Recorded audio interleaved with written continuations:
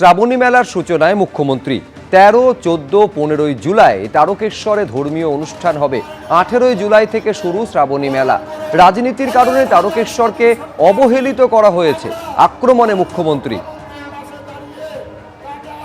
আমরা মনে করি তারকেশ্বর ধাম অবহেলিত ছিল।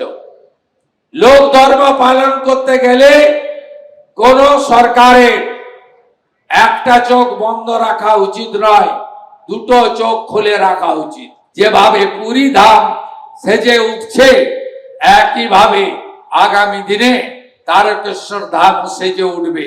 বিগত সরকারের চোখ বন্ধ ছিল, তারা অন্য কাজে ব্যস্ত ছিল, তারা তোষণ ভোট ব্যাংকের রাজনীতিতে ব্যস্ত ছিল। বাদল অধিবেশন শুরুর আগেই এনসিপিআই এর সাংসদ হিসেবে স্বীকৃতি পেতে চলেছেন সুদীপ বন্দ্যোপাধ্যায়, কাকলি ঘোষ দস্তিদাররা।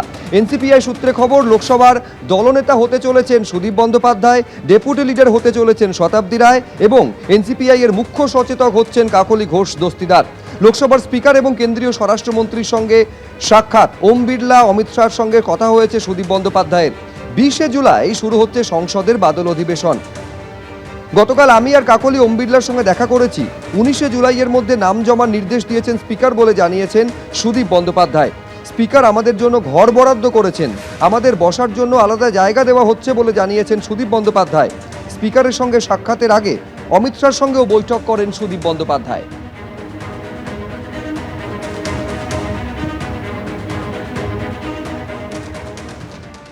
চূড়ান্ত বিশ্বাসঘাতক সুদীপ বন্দ্যোপাধ্যায় সম্পর্কে একাধিকবার মমতা বন্দ্যোপাধ্যায় এবং দলীয় নেতৃত্বকে সতর্ক করেছিলাম, তখন আমি অপ্রিয় হয়েছি।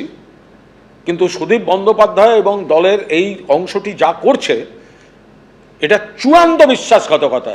বিজেপির কিছু বিল পাস করানো, তাদের ভোট নেয়ার জন্য এদেরকে তোল্লা দিয়ে এরা বিজেপিকে ভোট দিতে যাচ্ছে।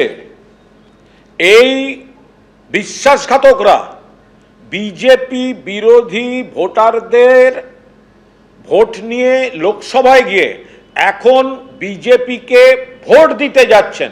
বিজেপি বিরোধীদের ভোটে নিজেরা সংসদে গিয়ে বিজেপির হয়ে ভোট দিতে যাচ্ছেন এই বিশ্বাসঘাতকরা।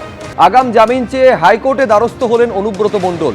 বীরভূমের ইটভাটায় লুঠের মামলা, বিচারপতি তীর্থঙ্কর ঘোষের এজলাসে আবেদন অনুব্রত মণ্ডলের।